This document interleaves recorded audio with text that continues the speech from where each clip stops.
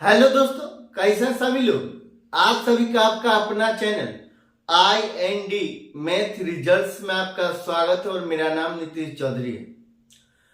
हम लोग प्रतिशत को फ्रैक्शन और फ्रैक्शन को प्रतिशत में बदलना सीख चुके थे।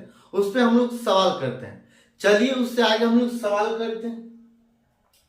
सवाल कहता है यदि x का 125% x है तो x का मान क्या होगा। कहता है x का मतलब गुना 125% का फ्रैक्शन वैल्यू कितना होता है। 125% का फ्रैक्शन वैल्यू होता है 5/4। तो ये 5/4। अब ये कैसे होता है। 125 है, यहां पे ये 125 है, ये 125 है और प्रतिशत। जब प्रतिशत के चिन्ह को हटाएंगे 125 बट्टा 100 हो जाएगा। जब प्रतिशत के चिन्ह को हटाएंगे तो बट्टा में 100 हो जाएगा। अब ये 25 से काटेंगे तो 4 बार में 25 से काटेंगे तो 5 बार तो 5/4। 125% का फ्रैक्शन वैल्यू कितना होता है 5/4। ये 5/4 बराबर है 100 के, बराबर है 100 के। तो x का मान क्या हो जाएगा। ये 5 को 20 बार, ये 5 को 20 बार पढ़ने के बाद 100 कैंसिल हो जाएगा और यहां पे क्रॉस गुना हो जाएगा। ये क्रॉस गुना हो जाएगा तो 20 को 4 बार पढ़ने के बाद कितना होता है 80 होता है। इसीलिए x का मान कितना होगा 80। यही आंसर होगा। फिर अगला सवाल क्या कहता है। अगला सवाल कहता है 1600 का 6 सही 1/4% प्लस 800 का 12.5% बराबर है किसके बराबर है।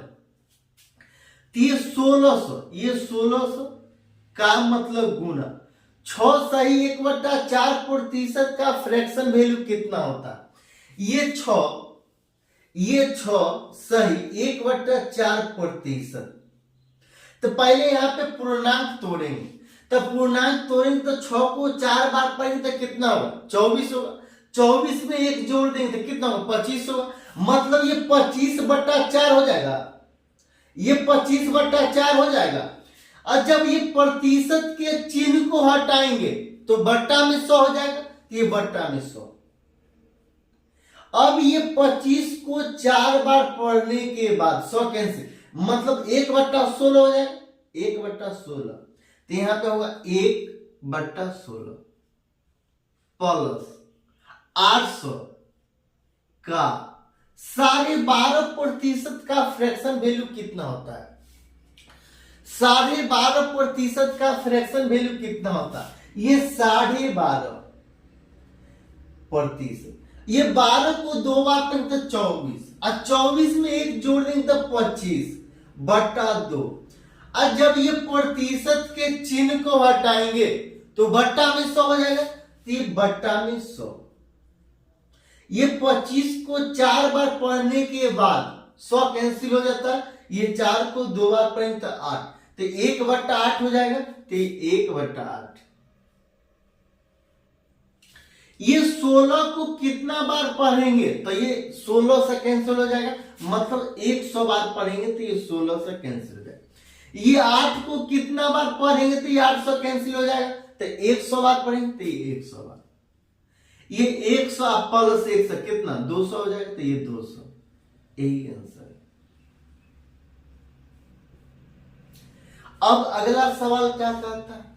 अगला सवाल कहता है 0.6 और 0.6% के बीच अंतर क्या है। ये जितना भी सवाल है सभी CGL में, SSC MTS में, SSC CHSL में सभी पूछा गया प्रश्न है। कहता है 0.6 और 0.6% के बीच अंतर क्या है। तो ये 0.6 है। अंतर का क्या मतलब, अंतर का क्या मतलब होता है। अंतर का मतलब था माइनस, तो ये माइनस 0.6 प्रतिशत। जब प्रतिशत के चिन्ह को हटाएंगे तो ये बट्टा में 100 हो जाएगा। ये बट्टा में 100। और यहां से पॉइंट उड़ा देंगे तो पॉइंट के बाद कितना अंक है, एक अंक है, मतलब एक जीरो, और यहां पॉइंट उड़ाएंगे तो कितना होगा, जीरो, तो एक पर एक जीरो क्योंकि एक अंक है।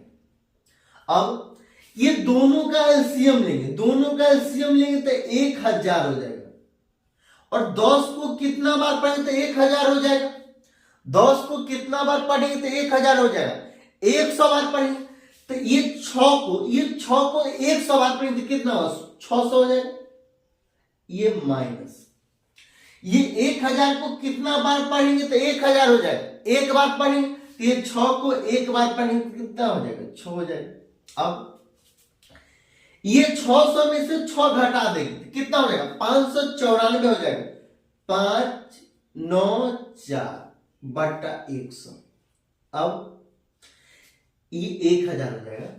अब ये 3 गो जीरो ऊपर शिफ्ट होगा, ये 3 गो जीरो ऊपर शिफ्ट होगा तो कितना जीरो है, 3 गो जीरो, तो 3 अंक के बाद पॉइंट लगाएंगे तो 1 अंक, 2 अंक और 3 अंक, तो ये 3 अंक के बाद पॉइंट लगाएंगे 5 9 4 और 0.594, यही आंसर। प्रतिशत को फ्रैक्शन में और फ्रैक्शन को प्रतिशत में बदलने पर आधारित जितना सवाल था सभी हो गया। अगर अच्छा लगता है तो लाइक और सब्सक्राइब कर लीजिएगा।